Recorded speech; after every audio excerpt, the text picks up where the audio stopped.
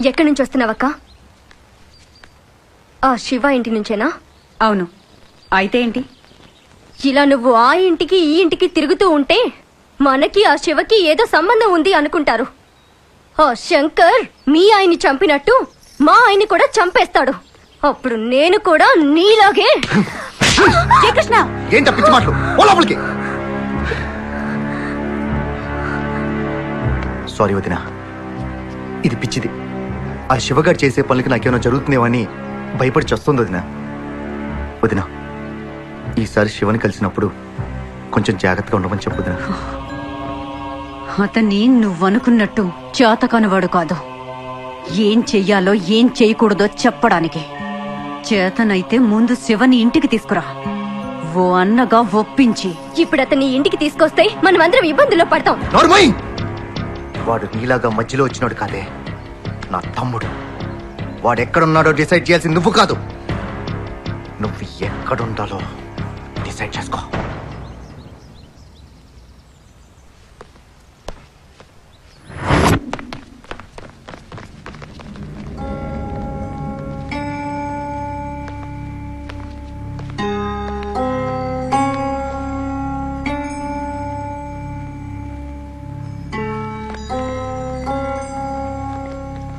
ఆ రోజు నువ్వు ఎందుకలా మాట్లాడేవో అర్థం చేసుకోగలను. అవన్నీ మర్చిపోదాం. కానీ ప్రజెంట్ సిచ్యువేషన్లో నువ్వు ఇక్కడ ఒంటరిగా ఉండకూడదు. అన్నయ్య, నేను ఇక్కడ ఉంటే నా ఒక్కడికే డేంజర్. నేను అక్కడికి వస్తే మీ అందరికీ డేంజర్. అది నాకు ఇష్టం లేదు. డేంజర్ మన ఫ్యామిలీ కొత్త ఏం కాదురా. విజయన్న కత్తి పట్టిన మొదటి రోజే అది మన ఫ్యామిలీ మెంబర్ అయిపోయింది. అన్నయ్య మీద ఏమాత్రం గౌరవం ఉన్నా వెంటనే నాతోరా.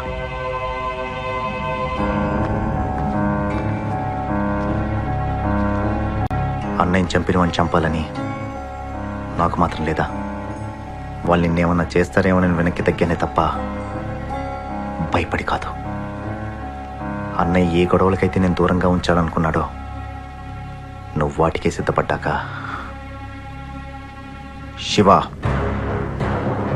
నువ్వు ఏం చేయాలనుకుంటే చెయ్యి. నీ వెనక మేము అందరం ఉన్నాం. చచ్చినా బతికినా కలిసే చేద్దాం.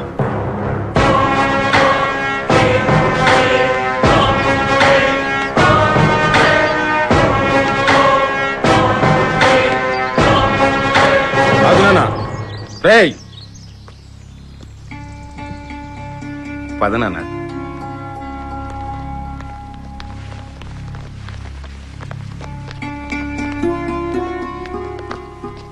తీసుకొచ్చాను వదినా. ఏం చెయ్యాలన్నా ఇక్కడే ఉండి చేయి శివ. సరే వదినా.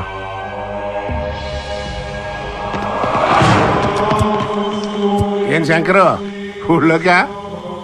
చిన్న సెటిల్మెంట్ ఉంది, చూసుకుని వస్తాను సార్. రా చెప్తా. కొన్నాళ్ళు ఈ సెటిల్మెంట్లో ఆపయ్యా బాబు. మీరు అక్కడ ఆగండా.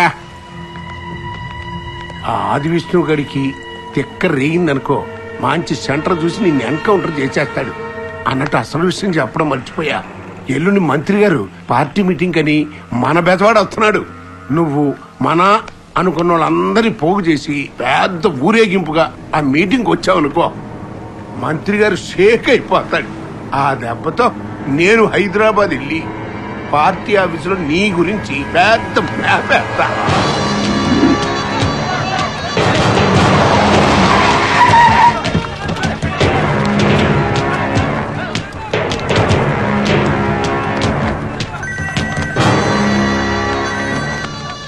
రమణ గారు, వెళ్తున్నా. శివ జాగ్రత్త, మిస్ అవ్వకూడదు.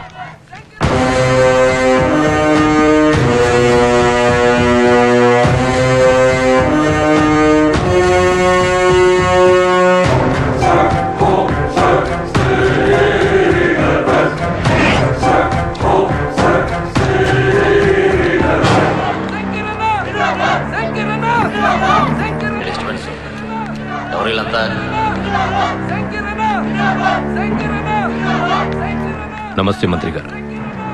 రమణ గారు పంపించారు మిమ్మల్ని కలవమని, అందుకే వచ్చాను. బాగుందయ్యా, చాలా బాగుంది. రమణ చెప్పాడు ఫాలోయింగ్ కూడా బాగానే ఉన్నట్టుంది.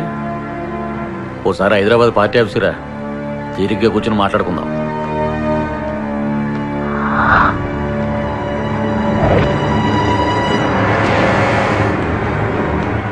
నేను మీటింగ్లో ఉన్నాను, నువ్వు బయలుదేరితే మేము మాట్లాడుకుంటాం. ప్లీజ్.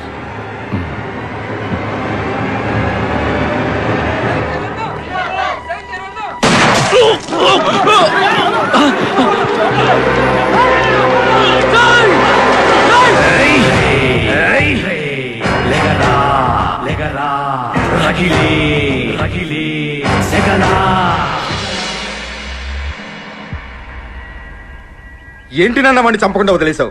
అదే డైరెక్ట్ గా గుండెల్లో కాల్చుంటే ఈ పాటికి చచ్చి చరిత్రలో కలిసి ఉండేవాడు నా కొడుకు. మంచి ఛాన్స్ మిస్ చేశావు నాన్న. కావాలని నేనే మిస్ఫైర్ చేశా.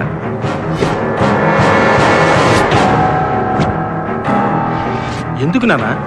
ఇప్పటి వరకు ఏ ఊరు జనాన్ని వాడు భయపెట్టించి పరిగెత్తించాడో అదే ఊరి జనం ముందు వాడు చావు భయంతో పరిగెత్తేలా చేశాడు.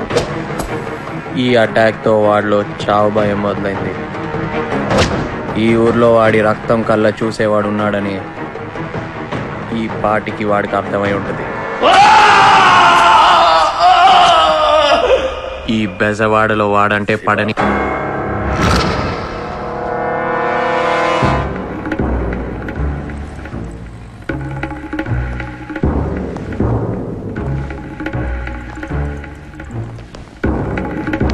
కూర్చోవచ్చా?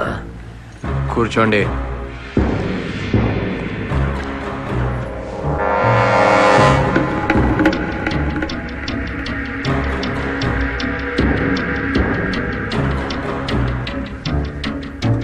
నా పేరు సాగర్ రాజు, ఇండస్ట్రియలిస్ట్ని.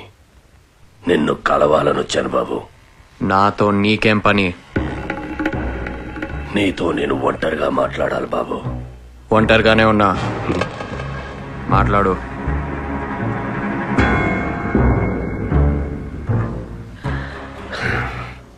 చూడు బాబు, ఈ బెజవాడకి సరిగ్గా నీ అంత వయసున్నప్పుడు, నీ వయసులో నేనున్నప్పుడు దేశం కాని దేశం వెళ్ళి రోడ్లు ఊడ్చి కార్లు కడిగి పైసా పైసా కూడబెట్టి తిరిగొచ్చి ఈ బెజవాడలో ఇండస్ట్రీస్ ని స్థాపించాను. డబ్బు సంపాదించాలన్న ఆశతో మాత్రం కాదు, ఈ బెజవాడ మీద నాకున్న పిచ్చి ప్రేమతో.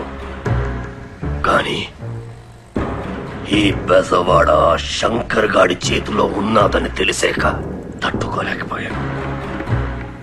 చిన్నవాడివైనా ఒక్కడివి, నువ్వు ఒక్కడివే వాడిని ఒంటరిగా ఎదుర్కొన్నావని తెలిసిన తర్వాత నీకు సహాయం చేయాలని వచ్చాను. అడుగు బాబు, ఆ శంకర్ గాడిని లేపేయడానికి నీకు ఏం కావాలో అడుగు. నాకున్న అంగబలం, అర్థబలం, ఆర్థిక బలం నువ్వు అడిగిన మరుక్షణం నీ ముందుంటాయి. ఆ శంకర్ గాడిని లేపేస్తే బెజవాడ మనదవుతుంది. ఏంటే? ఆ శంకర్ గాడిని లేపేస్తే బెజవాడ మనదవుతుంది బాబు. శంకర్ గాడికి నాకు ఉన్న గొడవ నా పర్సనల్ గొడవ. అది నాకున్న దమ్ముని నమ్ముకుని పెట్టుకున్నాను తప్ప నీలాంటి వాడిచ్చే సొమ్ముని నమ్ముకుని కాదు. ఒక సింహం ఒక చిరుత పులిని వేటాడేటప్పుడు వాటి మధ్యలో అనవసరంగా నీలాంటి కుందేలు దూరితే విసిరే పంజ దెబ్బకి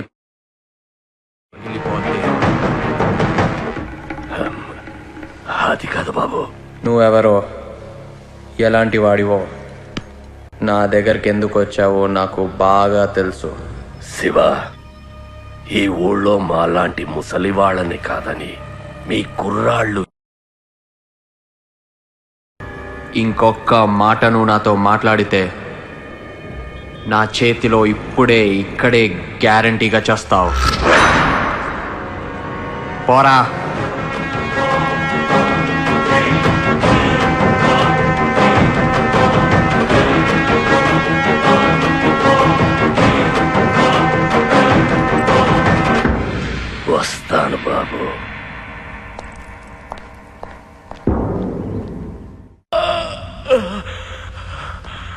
అన్నా వాడెవడ కాదన్నా జయకృష్ణ తమ్ముడు శివకృష్ణ అన్న.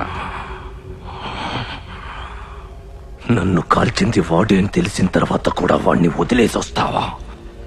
ఎందుకు లేపలేదు వాణ్ణి? ఇప్పుడు వాడిని అటాక్ చేయడం చాలా కష్టం అన్న. ఆ ఏరియాలో ఆ పరిశ్రమ గారు సెక్యూరిటీతో మొత్తం టైట్ చేసాడన్న. ఆ చుట్టుపక్కల మన వాళ్ళు ఎవరు కనిపించినా కుక్కర్ కాల్చడి కాల్చి పడేస్తున్నారన్న. వాడున్న చోటికి మీరు వెళ్ళలేకపోతే మీకు కావలసిన చోటికి అతన్ని రప్పించచ్చు కదా. ఏమంటారు లాయర్ గారు?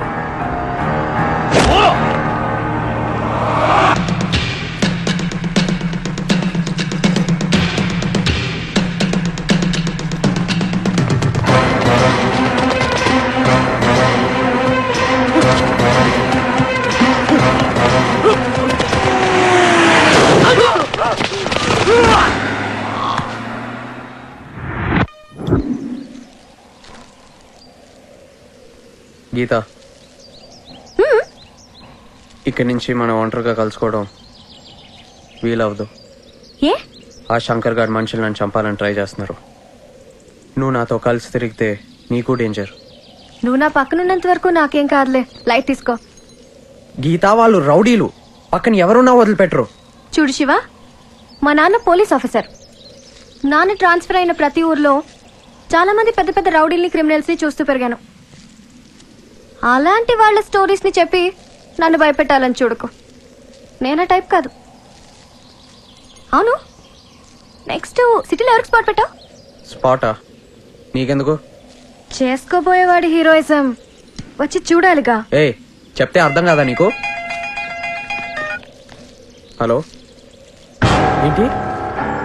ఏ రాజేష్కి యాక్సిడెంట్ జరిగిందంట, పద.